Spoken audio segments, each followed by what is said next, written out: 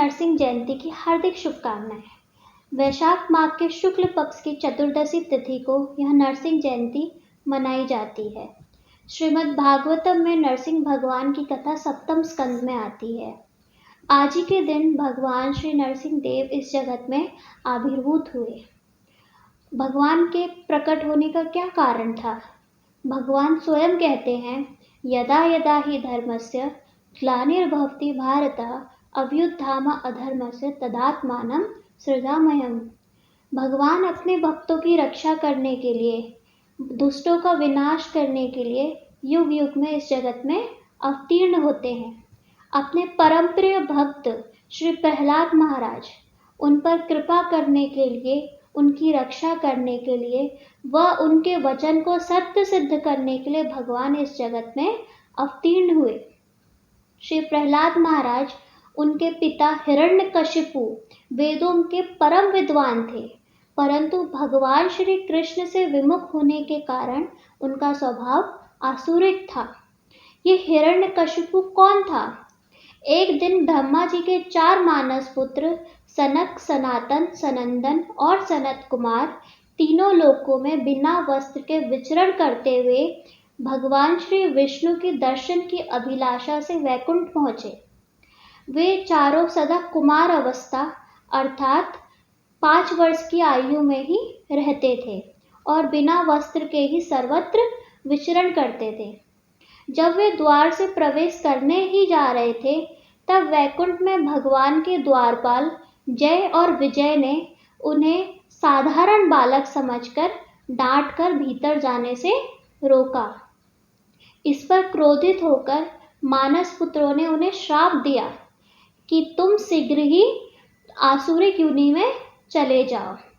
जब वो वैकुंठ से नीचे गिरने ही लगे थे श्राप के कारण, तब प्रार्थना करने पर मानस पुत्रों ने कहा, अच्छा ठीक है, तुम सिर्फ 3 ही योनि में इस श्राप को भोगकर पुनः वैकुंठ धाम में वापस आ जाओगे और तीनों जन्मों में भगवान के द्वारा ही तुम्हारी मृत्यु होगी। तो वही जय और विजय पहले जन्म में क्या बने? हिरण्याक्ष और हिरण्यकशिपु। हिरण्याक्ष का वध किया भगवान ने श्री वराह अवतार में और हिरण्यकशिपु का वध किया भगवान ने श्री नरसिंह अवतार में। और दूसरे जन्म में वो बने रावण और कुंभकर्ण और भगवान श्री राम ने उनका वध किया। और वही जय और विजय तीसरे जन्म में बने दंत्रवक्र और शिशुपाल। और इस जन्म में भगवान श्री कृष्ण ने अपने चक्र से उनका वध करके उन्हें पुनः वैकुंठ धाम की प्राप्ति कराई। हिरण्यकशिपु ने 60,000 साल तक खूब कठोर तपस्या करी और तपस्या से प्रसन्न होने पर जब ब्रह्मा जी ने उनसे वरदान मांगने को बोला, तो उसने वरदान मांगा कि मेरी मृत्यु न आकाश में हो, न पाताल में हो, न स्वर्ग में हो, न नरक में हो, न दिन में हो, न रात में हो, न वर्ष के किसी महीने में हो, न भीतर हो, न बाहर हो, न किसी अस्त्र से हो, न किसी शस्त्र से मेरी मृत्यु हो। इससे तो प्रतीत होता है कि वह अमर हो गया था। और 60,000 साल जब तक उसने तपस्या करी, तब उसकी पत्नी कयादु गर्भवती थी और नारद जी को तो पता था कि उनके गर्भ में भक्त श्रेष्ठ श्री प्रहलाद महाराज जी हैं। नारद जी कयादु को अपने आश्रम ले गए और 60,000 साल जब तक हिरण्यकशिपु ने तपस्या करी, तब तक नारद जी ने श्री प्रहलाद महाराज जी को गर्भ में ही भगवान की सुंदर सुंदर कथाएं सुनाई। एक दिन हिरण्यकशिपु ने बड़े प्रेम पूर्वक अपने 5 साल के पुत्र प्रहलाद महाराज को अपने गोद में बैठाकर एक प्रश्न पूछा कि पुत्र, तुमने अपनी पाठशाला में क्या सबसे उत्तम शिक्षा ग्रहण करी है, वह मुझे बतलाओ। तो इस पर प्रहलाद महाराज उत्तर देते हैं, श्रवणम कीर्तनम विष्णु, स्मरणम पाद सेवनम, अर्चनम वंदनम दास्यम, साख्यम आत्मनिवेदनम इति पुंसार पिता विष्णु भक्तिश्चे नव लक्षणा क्रियेत भगवत यद्दा तन्मन्ये तम उत्तमम। अपने पुत्र के मुख से विष्णु का नाम सुनते ही और प्रहलाद महाराज की भगवान विष्णु के प्रति भक्ति देखते ही हिरण्यकशिपु तो क्रोध से आग बबूला हो गया और तुरंत ही प्रहलाद को अपने गोद से नीचे फेंक दिया। फिर तो हिरण्यकशिपु ने प्रहलाद महाराज जी को मारने के अनेकों प्रयास करे। उन्हें पहाड़ी से नीचे गिरा दिया, भूखे शेर के पिंजरे में डाल दिया, पागल हाथी के द्वारा आक्रमण करवाया और खौलती हुई कढ़ाई में डाल दिया। इस तरह के अनेकों प्रयास करे, परंतु प्रहलाद को मारने की प्रत्येक चेष्टा विफल हो गई।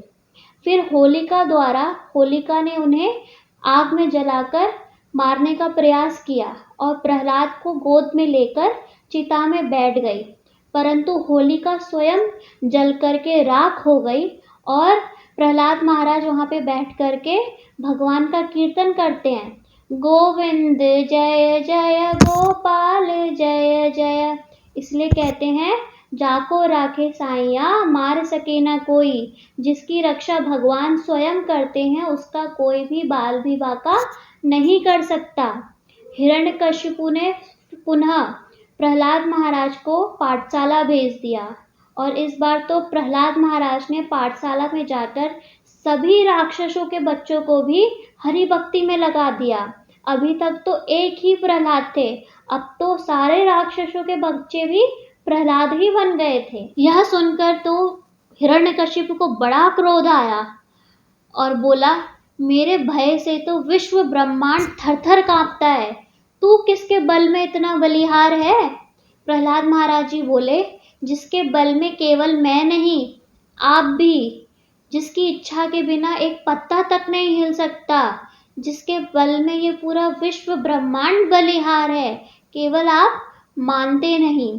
यह सुनकर हिरण्यकशिपु को बड़ा क्रोध आया और बोला, बता कहाँ है तेरा विष्णु, कहाँ है तेरा विष्णु? प्रहलाद महाराज जी बोले, मेरे विष्णु कहाँ नहीं है। हिरण्यकशिपु बोला, बता इस खंबे में है तेरा विष्णु? प्रहलाद महाराज जी बोले, हाँ है, मुझे तो दिख रहे हैं विष्णु। हिरण्यकशिपु ने जोर से उस खंबे में मुक्का प्रहार किया, जिससे जोरदार ध्वनि हुई, जिस ध्वनि को सुनकर देवता तक घबरा गए और हिरण्यकशिपु स्वयं उस ध्वनि को सुनकर घबराकर चारों ओर देखने लगा।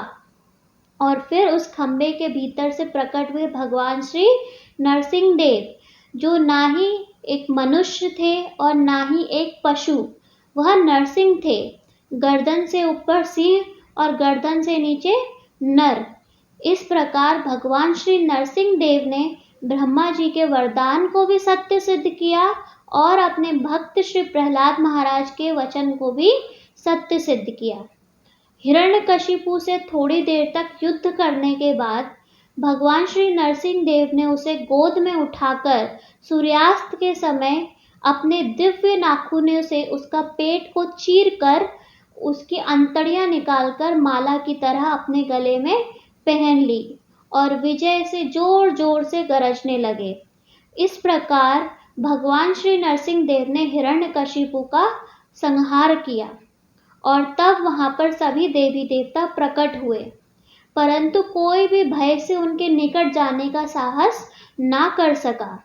ब्रह्मा जी के कहने पर प्रहलाद महाराज भगवान के निकट गए और जिससे भगवान का सारा क्रोध शांत हो गया। भगवान के बहुत कहने पर प्रहलाद महाराज जी ने वर मांगा कि आप मुझे अपने चरणों की सेवा, अपनी भक्ति व प्रेम प्रदान करें।